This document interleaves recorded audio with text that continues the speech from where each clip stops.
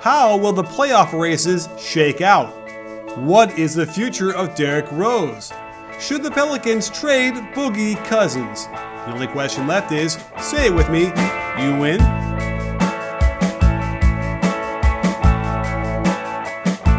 Hey sports fans, Coach Nick here, and welcome to the B-Ball Breakdown Podcast.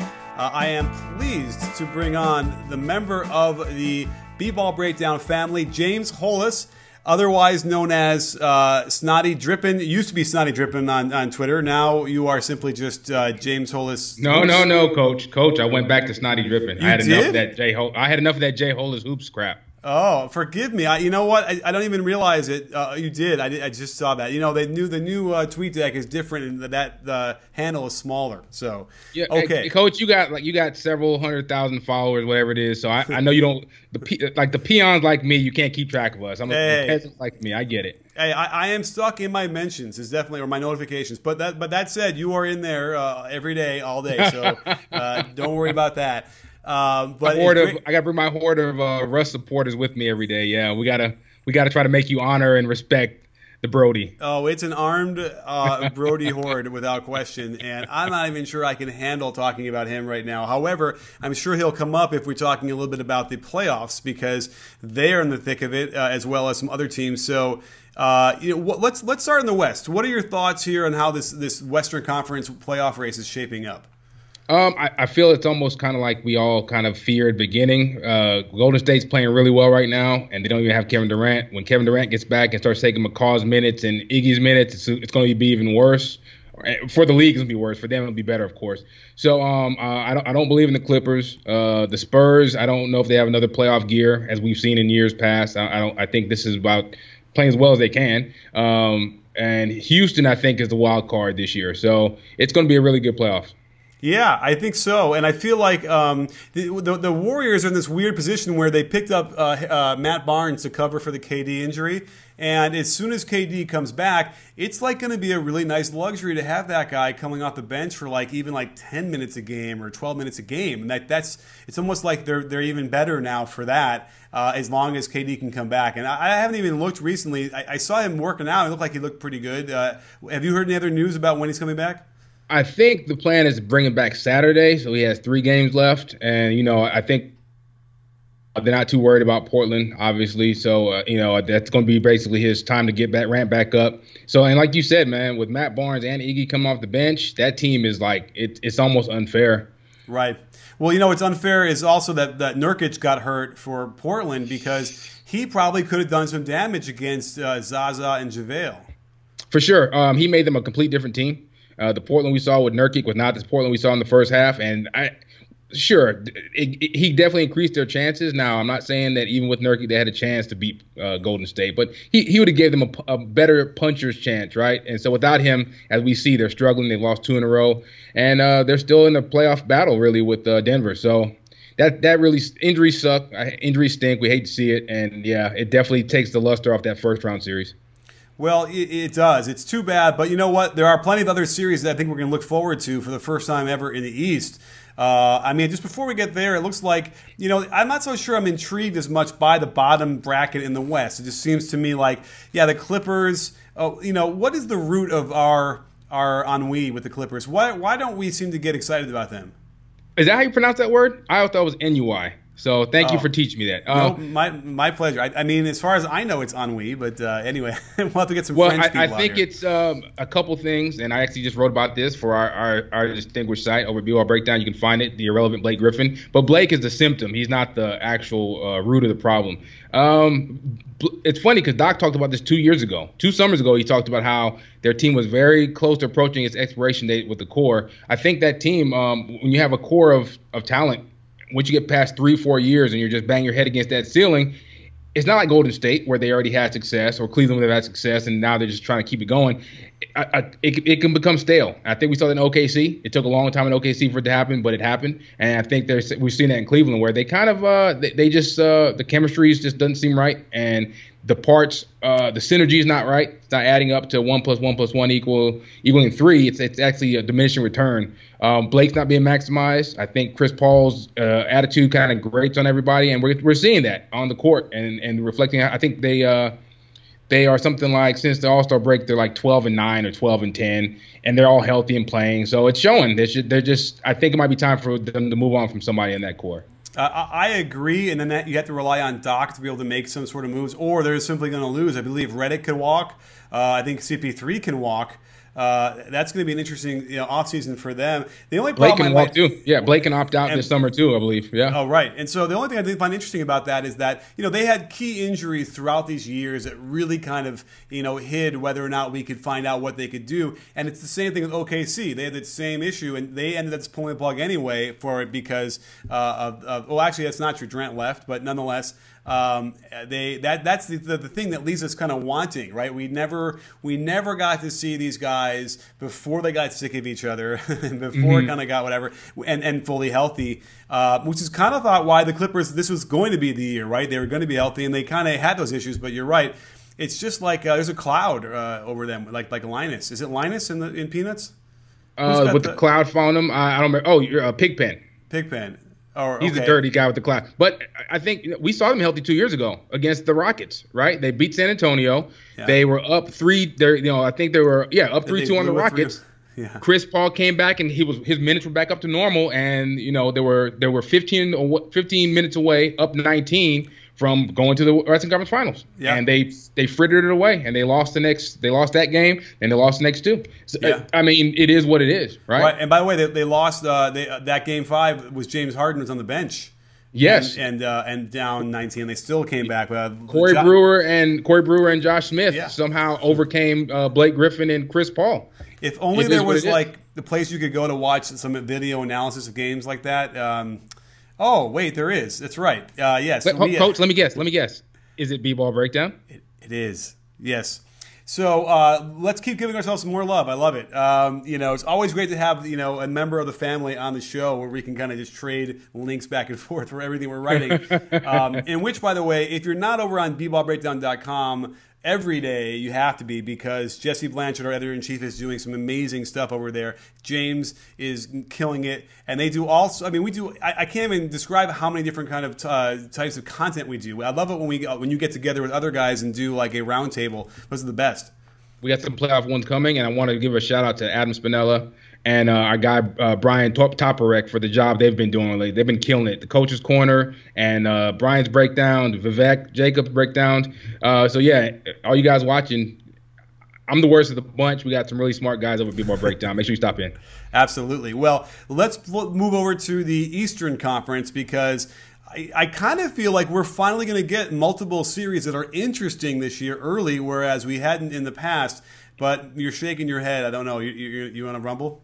I just think the bottom half of the East is such a mess that even though they're battling for to strap in at the 6, 7, 8 kind of thing, I don't think the way Cleveland looks now, I don't think they'll end in the first round. So I don't think they're scared of Miami. I really like the Pacers and Paul George, and that classic showdown they just had the other day with Cleveland was great. But we know that. That's the thing with Indiana right now. They win one, lose one. So they've been a 500 team all year, and I don't know, once LeBron gets his team to lock in, I don't think they're really too worried about the Pacers. I think there'll be some interesting series because everyone besides every team in the East has question marks right now. So sure, it'll be compelling. Yeah, I mean, maybe the first round will be kind of like whatever, but then certainly the top half of that draw, 1 through 4, we should get some. That should be some epic stuff. I mean, I think the only question mark I have right now is if Lowry is going to come back and if his wrist is going to be. Wait, he hasn't come back yet, right? Lowry is actually back today. He comes back today. His first game will be today. So he has a few games to get himself back in shape. They are right now with the 3 seed, so they would be playing either the Bulls or like the Pacers. Yep. So the Hawks, they'd be playing in the first round. Are the Hawks 6 right now? That's right. Milwaukee jumped up to 5th, I think. So yeah. So I don't think anyone's scared of the Hawks, and they probably shouldn't be. I think Toronto might be the Cavs in the East. I want to talk about our friends over at Blue Apron. They deliver fresh, high-quality ingredients, and trust me, they make a big difference. When my wife compliments me on making pork chops and miso butter with bok choy and marinated apple, don't get me wrong, I'll take all the credit, but it's really Blue Apron's simple, easy-to-follow instructions. You can customize the menu to fit your taste and schedule, and it's affordable. At less than $10 per person per meal, you'll be making savory dishes like vegetable chili and baked sweet potatoes with crispy tortilla strips. It's the equivalent of hitting a game-winning 3 in the defender's face every time you fire up your stove. So head over to blueapron.com/CoachNick and you'll get your first 3 meals free with free shipping by simply typing in that simple URL, blueapron.com/CoachNick. I'm telling you, this is a game changer. Right now. Well, yeah, I mean, the Hawks have a real problem because with Millsap out, I mean, we kept kind of saying, Dave and I on our podcast were saying, like, they could actually drop out of the playoffs. And, you know, they're 2 games up of the 9th spot, you know, with very few games left. So I don't know, it's tough. It looks like they'll probably hang on. But then the Heat, I thought the Heat were a lock to make it into at least the 8th or 7th spot. They're a half game behind both 7th and 8th, but it's like, I don't know. Indiana seems like, I mean, the way they competed against the Cavs at least showed me something, and it feels like maybe, and then they won one since then. So I don't know. Who do you think is going to make it between the Heat, the Pacers, and the Bulls?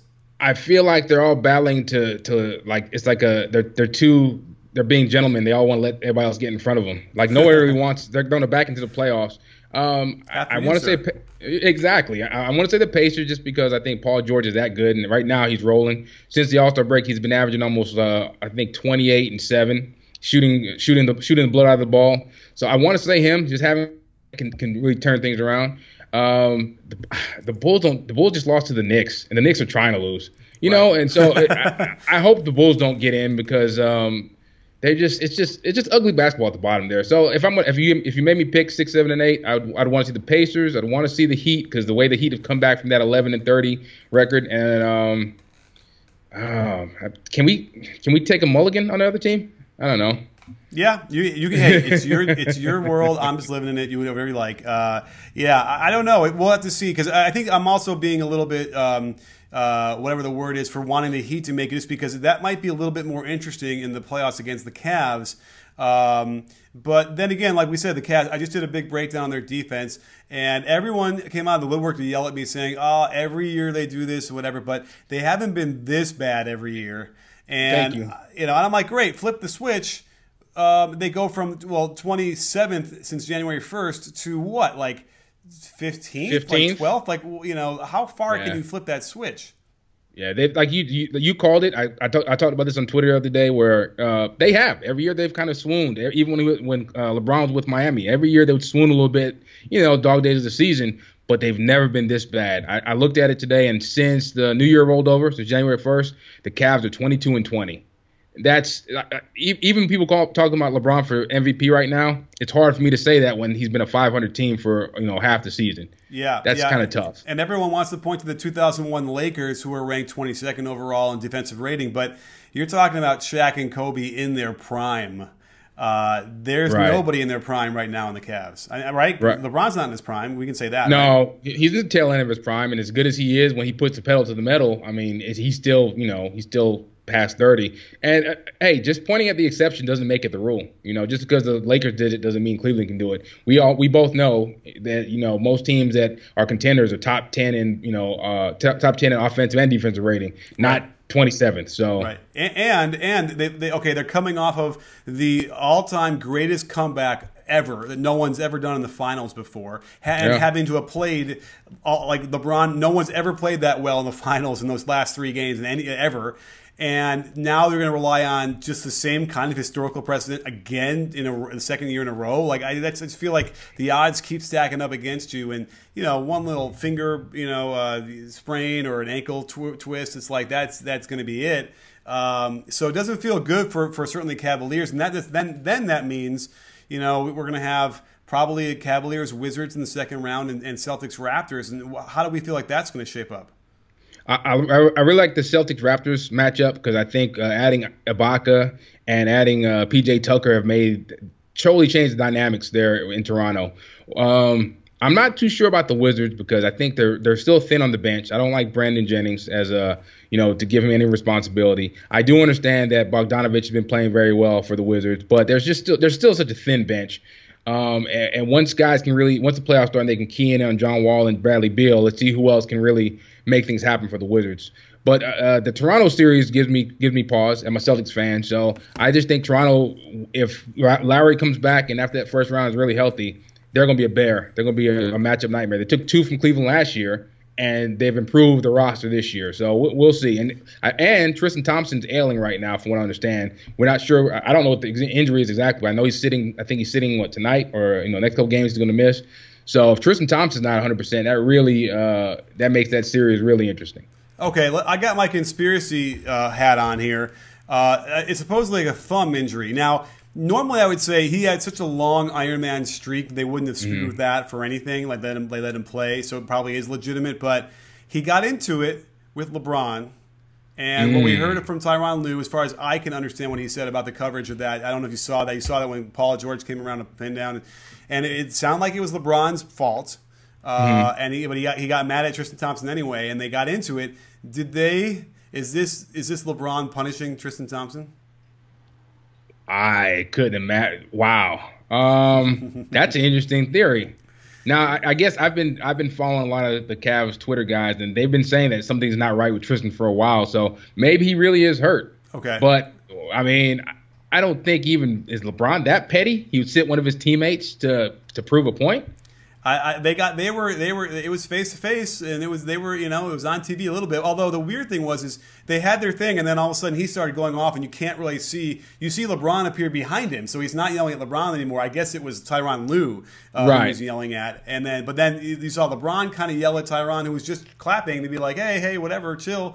So there's a lot of problems, and I think Windhorse was on the podcast today another podcast, and he was saying that like there's no joy in the locker room again, just like there was when Black got fired. You start to wonder if it had anything to do with Blatt or not. You know what's funny? I actually it's a lot like how I feel about the Clippers, where you can just tell they're just the spirit is just not good in that locker room. And I'm not saying I know that about the Clippers, nothing firsthand, but just watching them, you don't feel like they. And I felt this about OKC last year before they went their separate ways with KD left. They felt like everything was a chore. Everything there wasn't any. Even when they won, it was just more of a relief than just joy of playing. And look at Golden State, the teams that are really into it. Look at even before Kyle Lowry got hurt. They just seem to really just, the spirit of the game just really seems to be in those guys. So that's what kind of worries me. Maybe things aren't the greatest in Cleveland right now. And again, it doesn't necessarily matter. Like, you don't need to be best friends. You don't need to be smiling all the time and whatever. But I think it helps, certainly in the dog days of the season as we're getting ready for the playoffs. I could get it if they were feeling this way like 3 weeks ago, right? Like in this rest. But now this is like the last 5 games. This is time. Like you should be getting, geared up, high-fiving and doing all the stuff in the locker room, whatever. And instead, they won the game against the Pacers. It was a crazy double overtime. I mean, they probably were pissed that they couldn't finish them off a lot earlier. And they probably felt like they should have lost the game, which, could have been a possibility. So, but again, yeah, it's a tough thing. And that's one that should be on Lue, I guess, right? He's supposed to be the guy they brought in to be the upbeat guy or something. Well, and I mean, this is what I do, Coach. This is their year 3 of going to the finals. They played a lot of games together. They spent a lot of time together. So when things aren't going well, I mean, it's a slog. It's a real slog. So I think LeBron's one of the best leaders we've seen in the NBA in a long time, as far as getting his guys in the right mindset. This is going to be his hardest challenge going to these playoffs, to get guys, hey, we're turning the page, fresh page. We start now. Don't worry about the rest of the regular season. We're ready to win. We got to bring this championship home. And let's see, right? Let's see if he can reach these guys one last time, because even like we say with coaches, their voices can start falling on deaf ears. Even the best player of his generation sometimes. I mean, hey, he's been riding these guys for 2.5, almost 3 years now. We'll see. Yeah, and the other issue is if they don't make it and Washington or Boston knocks them off, let's just say, who knows? It could happen. Well, that probably is it, because that's the kind of confidence and experience that these teams need deep into the playoffs to be able to continue a run. They're young. I mean, Boston's young, and they got a lot of talent there. And Washington can easily go on a run too for several years. And I would unless they did some blockbuster thing to bring up some more defensive presence in there to also complement their shooting. And then we know that LeBron is. He's crested. He's on the way down, and we've seen little signs, and we've also seen signs of like, oh my God, he still has it. But you know what I mean? It'll be really interesting to see what would happen if they don't quite make it. And this is probably the first year anyone's been talking about it at all seriously. So my question is, as the hometown guy, and you know, we would think like if they lose early, the spell's kind of broken. LeBron can't leave again, can he? And you know, we know that Kyrie's under contract, Love's under contract. He can't leave again, can he? I mean, that's like the doomsday. I think he's too conscious of how he's of not just his rep, his image, and yeah, can you? I can't even fathom it.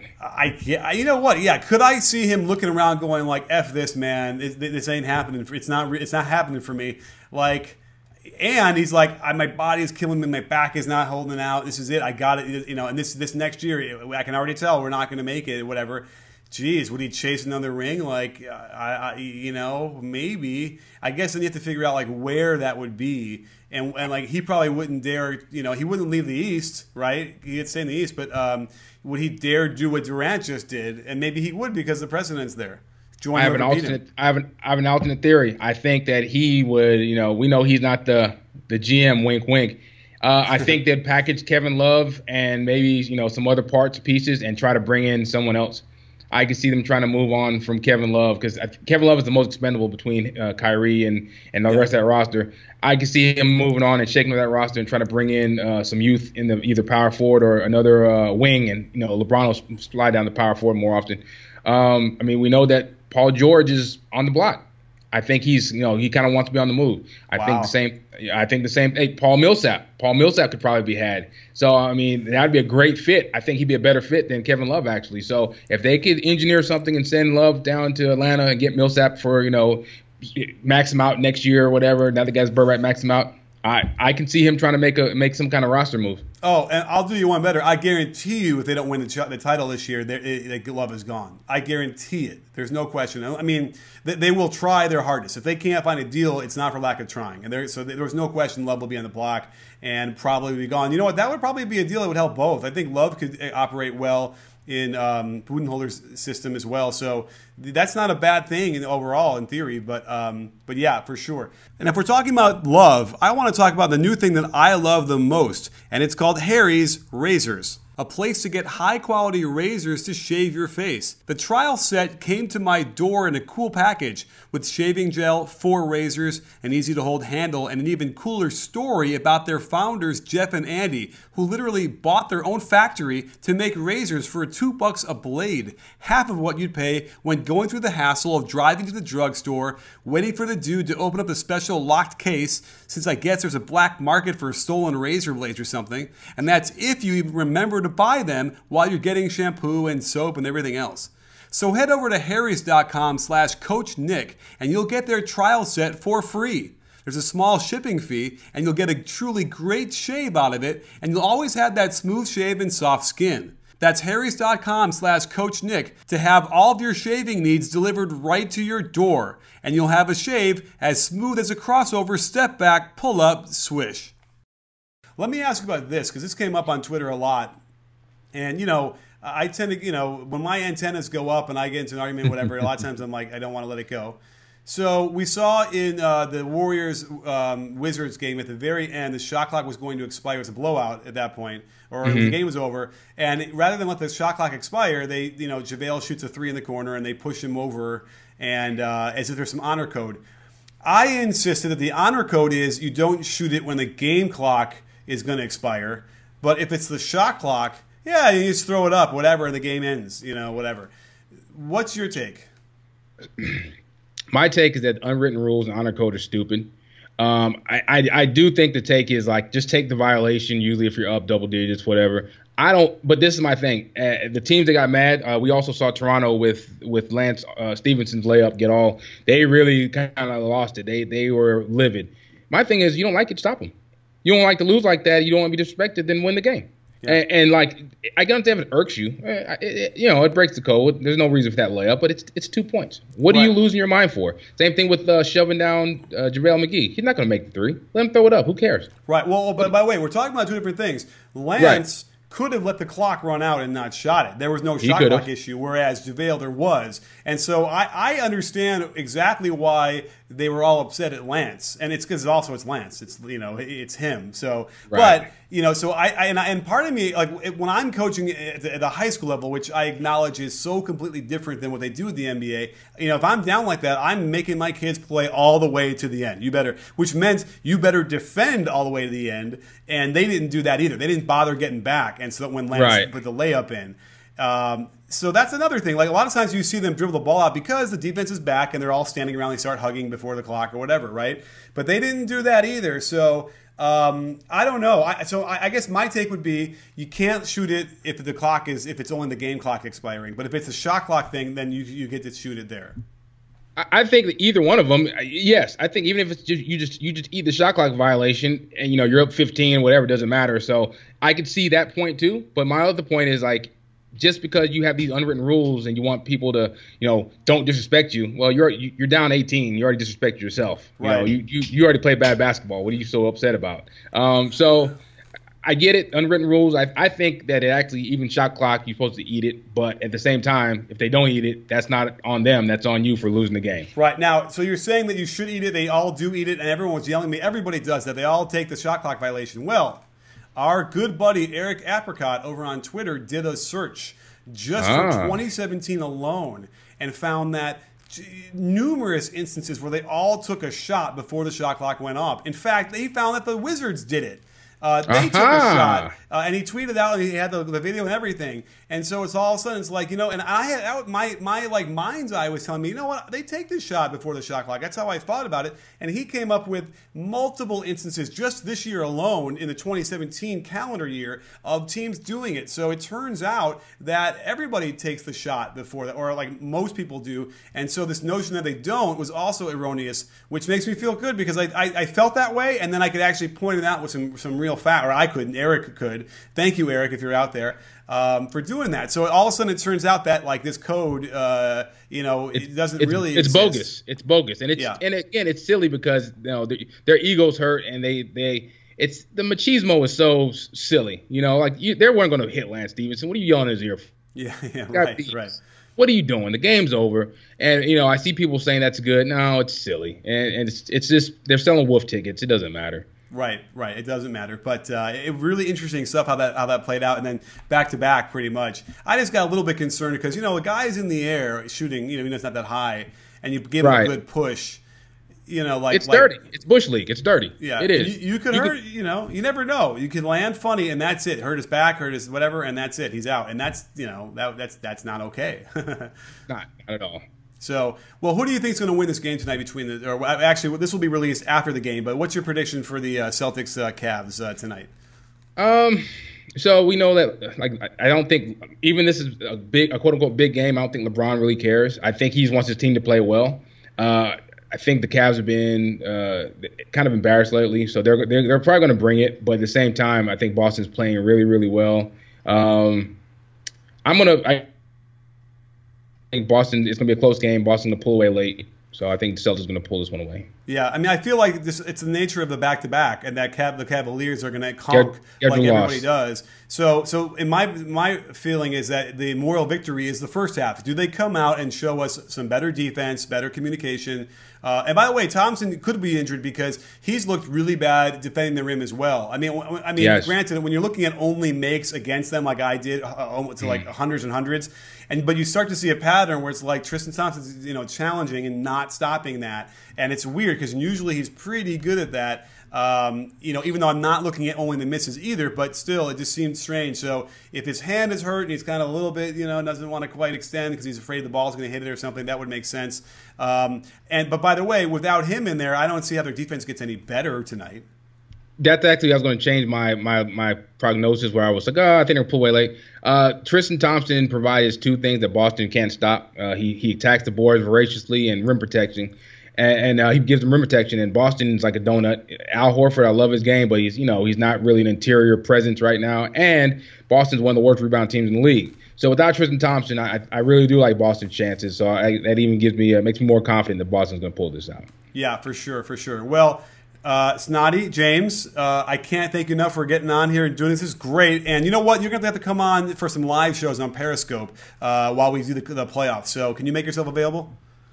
Anytime you need me, Coach, you know I'm there. All right, cool. Because we're going to do a ton of stuff out there if you're listening out there for a lot of live production stuff. You come on with Skype, it'll be everybody will be talking, we'll be analyzing during and after, before the games. So I'm going to need all hands on deck to get all this stuff covered. So thanks again, everybody. Make sure you follow James over on Twitter. It's Snotty Drippin'. And if you follow my timeline, you'll see him pop up pretty quick. So don't worry about that. And James, thanks again, and we will see you very soon. Always a pleasure, Coach. Thanks for having me on. Let's look forward to a good game tonight. Absolutely. And don't forget, sports fans, at B-Ball Breakdown, we're not a channel, we're a conversation. You win. You win, James? Coach, you know I'm in.